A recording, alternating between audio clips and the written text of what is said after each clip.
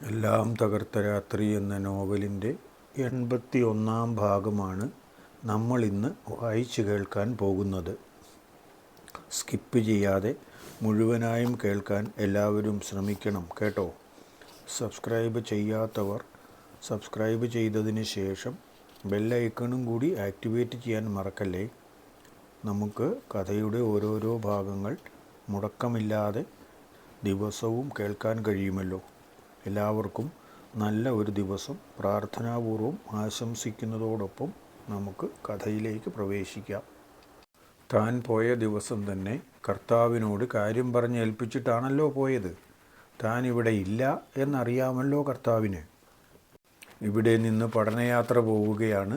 തൽക്കാലത്തേക്ക് കുറച്ച് ദിവസം മാറി നിൽക്കേണ്ടി വരും. അത്രയും ദിവസം അവരെ സ്വന്തമായി കരുതി കാത്തുകൊള്ളണമെന്ന് പറഞ്ഞിട്ടാണ് പോയത്. അതുകൊണ്ട് തന്നെ ആയിരിക്കാം അവിടെ നിന്നും അങ്ങനെ ഒരു അശരീരി പോലെ തോന്നിച്ചത്.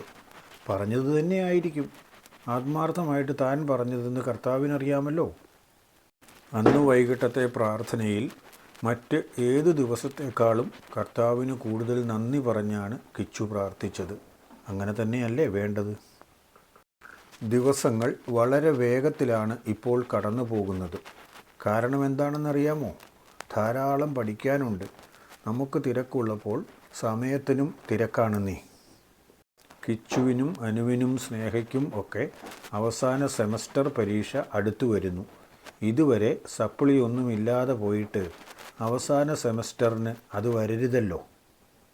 അതിനിടയ്ക്ക് തന്നെയാണ് മിടുക്കരായ കുട്ടികളെല്ലാം കാത്തിരിക്കുന്ന ക്യാമ്പസ് സെലക്ഷൻ നടക്കുന്നത്.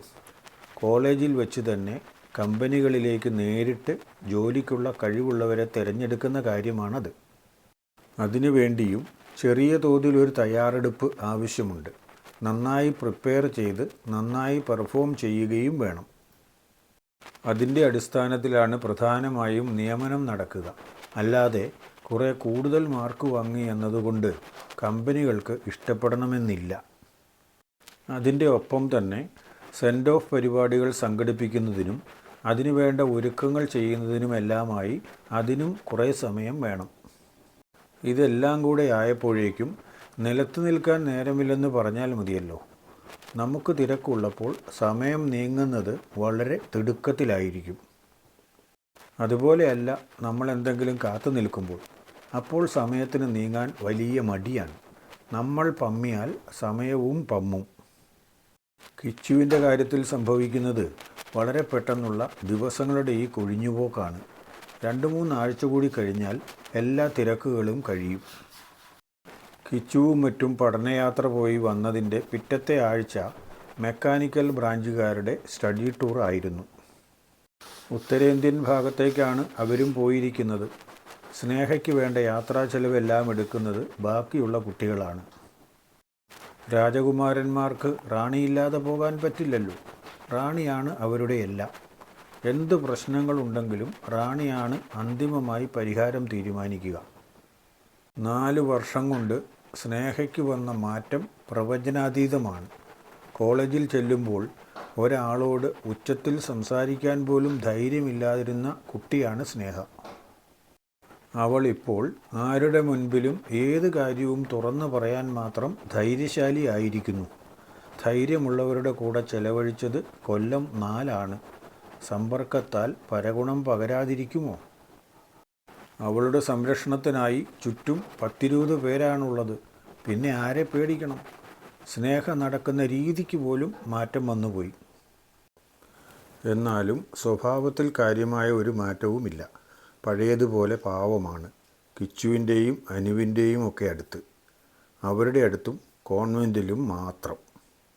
സ്നേഹയുടെയും മറ്റും യാത്ര ഉത്തരേന്ത്യയിലേക്കാണെങ്കിലും അവർ തിരിച്ചു വരാൻ ഉദ്ദേശിച്ചിരുന്നത് ശ്രീനഗറിൽ നിന്ന് വിമാനം കയറിയാണ്. കാലാവസ്ഥ പൊതുവെ അനുകൂലമായതുകൊണ്ടാണ് ജമ്മു കാശ്മീർ കൂടി കാണാം എന്ന ഒരാലോചന കുട്ടികളെല്ലാം നടത്തിയത്. അതിനെപ്പറ്റി ടൂർ ഓപ്പറേറ്റർമാരോട് ആലോചിച്ചപ്പോൾ അവരും പറഞ്ഞത് നല്ല അഭിപ്രായം തന്നെയാണ്.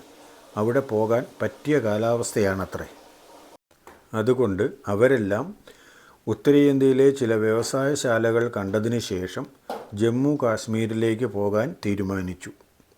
അവിടെ നിന്നും ശ്രീനഗർ വിമാനത്താവളത്തിലെത്തിയതിന് ശേഷം വിമാനത്തിൽ തിരിച്ചു വരാനാണ് ഉദ്ദേശിക്കുന്നത്. അവർ കാണാൻ ഉദ്ദേശിക്കുന്ന വ്യവസായശാലകൾ പ്രധാനമായും ഡൽഹിയുടെ പ്രാന്തപ്രദേശങ്ങളിലാണ്. അതുകൊണ്ട് അവർ നേരെ പോയി ഇറങ്ങിയത് ഡൽഹിയിലാണ്. അവിടെ നിന്നും ടാറ്റയുടെ ഉടമസ്ഥതയിലുള്ള സ്ഥാപനങ്ങൾ കണ്ടു. അതിൻ്റെ കൂടെ പിന്നെ മറ്റു പലതും കണ്ടു നടന്ന് അവസാനം ജമ്മു കാശ്മീരിലേക്ക് പോകേണ്ട ദിവസമായി. കാലാവസ്ഥയിൽ ചെറിയ മാറ്റം തോന്നുന്നുണ്ട്. എന്നാലും അത് അപകടകരമല്ല. ഭയപ്പെടുകയൊന്നും വേണ്ട എന്ന് അവരുടെ ടൂർ ഓപ്പറേറ്റർ പറഞ്ഞു. അതിൻ പ്രകാരം അവർ ബസ്സിന് തന്നെ ജമ്മു കാശ്മീരിലേക്ക് പുറപ്പെട്ടു. അങ്ങനെ പോയാൽ മാത്രമേ അതിനിടയിലുള്ള 1-2 സ്റ്റാർട്ടപ്പുകൾ കാണാൻ അവർക്ക് കഴിയുമായിരുന്നുള്ളൂ. മലയാളികളായ അവരുടെ സുഹൃത്തുക്കളുടെ സ്റ്റാർട്ടപ്പുകളാണ് ഡൽഹിയിൽ നിന്നും ശ്രീനഗറിലേക്ക് പോകുന്ന വഴിക്ക് ഉള്ളത്.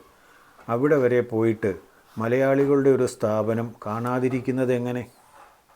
അതുകൂടി കണ്ടിട്ട് തിരിച്ചു പോകണമെന്നുള്ള ആഗ്രഹം പലർക്കും കലശലായി ഉണ്ടായിരുന്നതുകൊണ്ട് ബസ് യാത്ര തന്നെ മതിയെന്ന് അന്തിമമായി തീരുമാനിച്ചു. സ്റ്റാർട്ടപ്പുകൾ കണ്ടുകഴിഞ്ഞ് വാഹനം മുന്നോട്ട് നീങ്ങിയപ്പോഴേക്കും കാലാവസ്ഥയിൽ പിന്നെയും ശുഭകരമല്ലാത്ത മാറ്റങ്ങളാണ് കണ്ടു തുടങ്ങിയത്. തണുപ്പ് കൂടിക്കൂടി വരുന്നു. മഞ്ഞുവീഴ്ച ഉണ്ടാവാനുള്ള സാധ്യതയുണ്ട്.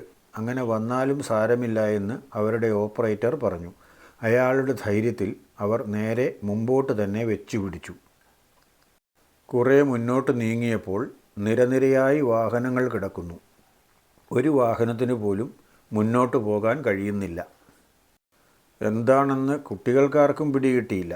ഏതായാലും വാഹനം മുന്നോട്ട് പോകുന്നില്ല എന്ന കാര്യം മാത്രം മനസ്സിലായി.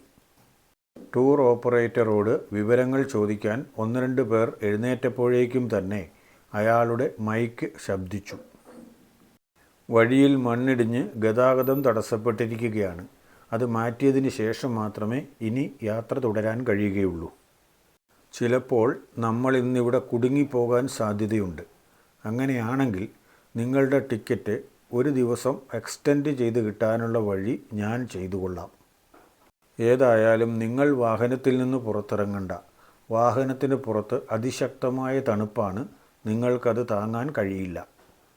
അങ്ങനെ നോക്കുമ്പോൾ ആ ഒരു ദിവസം മുഴുവനും തന്നെ അവർ വഴിയിൽ കുടുങ്ങിയേക്കാൻ സാധ്യതയുണ്ട്. പലപ്പോഴും അവിടെ അങ്ങനെ സംഭവിക്കാറുള്ളതുമാണ്. പിറ്റേ ദിവസം മാത്രമേ പോകാൻ കഴിയുകയുള്ളൂ എന്ന് വിചാരിച്ചെങ്കിലും അന്ന് രാത്രിയിൽ എപ്പോഴോ റോഡിലെ തടസ്സങ്ങൾ നീങ്ങി വാഹനങ്ങൾ മുന്നോട്ട് പോയി തുടങ്ങുകയും ചെയ്തു. വഴിയിൽ യാത്ര തടസ്സമായി കിടന്ന സമയത്ത് പാട്ട് പാടാനോ മറ്റോ എഴുന്നേറ്റ് പോയിട്ട് തിരിച്ചു വന്ന ജിനു ഇരുന്നത് സ്നേഹ ഇരിക്കുന്ന അതേ സീറ്റിൽ തന്നെയാണ്. അവൾക്ക് ആദ്യം അവനോട് അല്പം ഈർഷ്യ തോന്നിയെങ്കിലും പെട്ടെന്ന് തന്നെ അവൾ പ്രതികരിച്ചത് മയത്തിൽ തന്നെയാണ്. നീ മനഃപൂർവ്വം വന്നിരുന്നതാണോ അതോ നിനക്ക് തെറ്റിപ്പോയതാണോ? എന്നും ഇരിക്കണമെന്ന് ആഗ്രഹിക്കുന്ന സ്ഥലമാണിത്. പക്ഷേ ഇപ്പോൾ തെറ്റിയതാണ്. ഞാൻ എഴുന്നേറ്റ് പോകണമെങ്കിൽ പോയേക്കാം. ഞാൻ അങ്ങനെയൊന്നും പറഞ്ഞില്ലല്ലോ. തെറ്റിയതാണോ എന്ന് ചോദിച്ചു എന്നല്ലേ ഉള്ളൂ. അതിന് നീ അങ്ങനെ ഒരർത്ഥം കാണേണ്ട കാര്യമില്ല. പിന്നെ കോഴ്സ് കഴിയാൻ പോവുകയാണ്. മിക്കവാറും അടുത്ത ആഴ്ച നടക്കുന്ന ക്യാമ്പസ് പ്ലേസ്മെൻറ്റിൽ നമുക്ക് 2 പേർക്കും പോസ്റ്റിംഗ് കിട്ടും. എനിക്കല്പം ഗൗരവപൂർണമായ ഒരു കാര്യം പറയാനുണ്ട്. ഇപ്പോഴാണെങ്കിൽ പിന്നെ കൂടെയുള്ളവന്മാരെല്ലാം മുമ്പിലിരുന്ന് പാട്ടുകച്ചേരി നടത്തുകയാണ്. ഇതായിരിക്കും അതിന് ഏറ്റവും പറ്റിയ സമയം. ജിനു വിവരം പറഞ്ഞു തുടങ്ങി. അതിങ്ങനെയായിരുന്നു. അവൻ സ്നേഹയുമായുള്ള പ്രണയബന്ധത്തിൻ്റെ കാര്യം വീട്ടിൽ അറിയിച്ചു. ആദ്യമൊക്കെ ഭയങ്കര പൊട്ടലും ചീറ്റലും ആയിരുന്നു.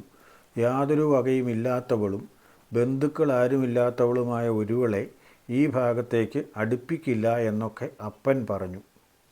പൂതി മനസ്സിൽ വെച്ചാൽ മതി, ഇവിടെ നടപ്പില്ല എന്നാണ് അപ്പൻ ആദ്യം പറഞ്ഞത്. എന്നാൽ ജിനു അണുവിട പിന്മാറാതെ നിന്നു. അങ്ങനെ കർശനമായി അപ്പൻ തീരുമാനമെടുക്കുകയാണെങ്കിൽ ജോലി കിട്ടിക്കഴിഞ്ഞ് എവിടെയെങ്കിലും പോയി താമസം തുടങ്ങുന്ന അന്ന് ഞാൻ അവളെയും കല്യാണം കഴിക്കും.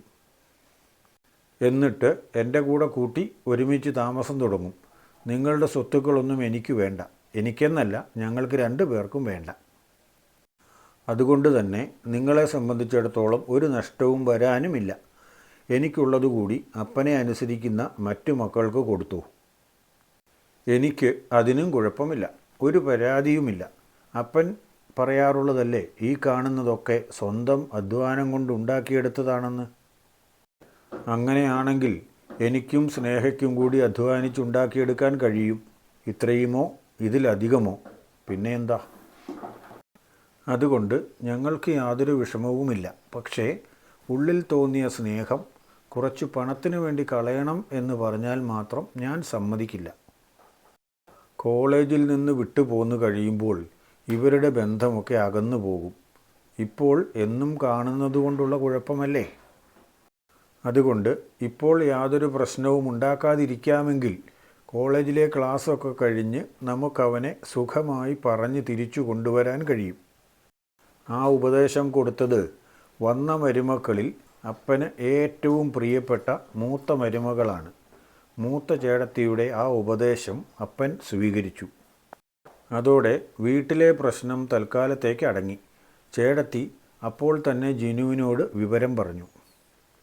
അപ്പനോട് താൻ ഇങ്ങനെയാണ് പറഞ്ഞു വച്ചിരിക്കുന്നത്, കോഴ്സ് കഴിയുവോളം വീട്ടിൽ യാതൊരു പ്രശ്നവും ഉണ്ടാവുകയില്ല. നീ സമാധാനമായി പഠിച്ച് ഒരു ജോലിയും സമ്പാദിച്ച് നിനക്കിഷ്ടമുള്ള പെണ്ണിനെ കല്യാണം കഴിക്കുക. അങ്ങനെ നിങ്ങളുടെ ജീവിതം നീ സ്വപ്നം കണ്ടതുപോലെ മുന്നോട്ട് പോകട്ടെ. പിന്നെയും എതിർക്കുന്നവരോട് പോയി പണി നോക്കാൻ പറയാനുള്ള ധൈര്യമുണ്ടാകണമെടാ. അല്ലാത്തവൻ പ്രേമിക്കാൻ പോകരുത്. നിന്റെ ചേട്ടനെ പോലെ ഞാൻ പറയുന്നത് കേട്ട് വളഞ്ഞുകൂടി നിൽക്കാനാണെങ്കിൽ പിന്നെ പ്രേമിച്ചിട്ട് ഒരു കാര്യവുമില്ല. തൻ്റെ ഇടമായി നിൽക്കാനും വരുന്നതെന്തും സഹിക്കാനും സ്വീകരിക്കാനും എനിക്ക് ധൈര്യമുണ്ട്. ചേച്ചി പറയുന്നത് പോലെ തന്നെ ഞാൻ ചെയ്തോളാം.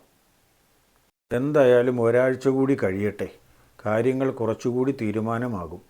വരുന്ന ആഴ്ച ഞങ്ങളുടെ ടൂറാണ്. അതിനിടയിൽ ഒത്തെങ്കിൽ ഞാൻ അവളോട് ഈ വിവരം പറയാം. അത് കഴിഞ്ഞാൽ പിന്നത്തെ ആഴ്ചയാണ് ഞങ്ങളുടെ ക്യാമ്പസ് പ്ലേസ്മെൻറ്റ്. അതിലെനിക്കൊരു സെലക്ഷൻ കിട്ടിക്കഴിഞ്ഞാൽ പിന്നെ ഒന്നും പേടിക്കാനില്ല. ഇങ്ങനെ കാര്യങ്ങളെല്ലാം പറഞ്ഞ് സമാധാനിപ്പിച്ചു വച്ചിരിക്കുകയാണ്. എല്ലാത്തിനും തീരുമാനമാകുന്നത് വരുന്ന ആഴ്ച നടക്കുന്ന ക്യാമ്പസ് പ്ലേസ്മെൻറ്റിലാണ്. അതിൽ എനിക്ക് സെലക്ഷൻ കിട്ടിയാൽ പിന്നെ നമ്മുടെ കാര്യം ഉറപ്പാണ്. ഞാൻ വിളിച്ചാൽ കൂടെ വന്നേക്കണം. അന്നേരം പിന്നെ ഞഞ്ഞാ പിഞ്ഞാ പറയാൻ നിൽക്കരുത്. കോൺവെൻറ്റിൻ്റെ അവിടെ നിന്ന് സമ്മതിക്കുമെങ്കിൽ അവിടെ വെച്ച് നടത്താം, അല്ലെങ്കിൽ ഇവിടെ എവിടെയെങ്കിലും വെച്ച് നമുക്ക് കല്യാണം നടത്താം. ഇവനിപ്പോൾ താൻ ഉദ്ദേശിക്കുന്നതിനേക്കാൾ വളരെ മുൻപിൽ പോയി കഴിഞ്ഞല്ലോ. കാര്യങ്ങൾ തീരുമാനിച്ചു നടത്താൻ കഴിവുള്ളവനാണ് അവൻ. എവിടെ വെച്ചാണ് കല്യാണം നടത്തേണ്ടതെന്ന് വരെ തീരുമാനമായി. അതോ തന്നോടൊന്ന് ആലോചിക്കുക പോലും ചെയ്യാതെ. എന്തൊക്കെ പറഞ്ഞാലും പാവമാണവൻ. അന്ന് പറഞ്ഞപ്പോൾ പഠിക്കുന്നതാണ് എനിക്ക് പ്രധാനം എന്ന് പറഞ്ഞതിൽ പിന്നെ വല്ലപ്പോഴും നോക്കുന്നതല്ലാതെ ഒന്ന് വർത്തമാനം പറയാൻ പോലും വന്നിട്ടില്ല. അത്രയ്ക്കും ശുദ്ധമായ സ്നേഹമാണ് അവന്. അത് അവഗണിക്കാൻ പാടില്ല. എന്തെങ്കിലും നിവൃത്തിയുണ്ടെങ്കിൽ അത് സ്വന്തമാക്കണം. ഇത്രയും ആയപ്പോഴേക്കും ടൂർ ഓപ്പറേറ്ററുടെ അനൗൺസ്മെൻറ്റ് കേട്ടു. കഥ വായിക്കുകയും കേൾക്കുകയും ഒക്കെ ചെയ്യുമ്പോൾ നിങ്ങൾക്ക് തോന്നുന്ന അഭിപ്രായങ്ങൾ എന്തുതന്നെയാണെങ്കിലും കമൻ്റായി രേഖപ്പെടുത്തണേ. ഇഷ്ടമായെങ്കിൽ ലൈക്ക് ചെയ്യാനും കൂട്ടുകാർക്കൊക്കെ ഷെയർ ചെയ്ത് കൊടുക്കാനും മറക്കരുതേ. അടുത്ത പാർട്ട് നാളെ തന്നെ പബ്ലിഷ് ചെയ്യും. സാധാരണ പോലെ ഉച്ചതിരിഞ്ഞ് 2:30 തന്നെ. ഓക്കെ.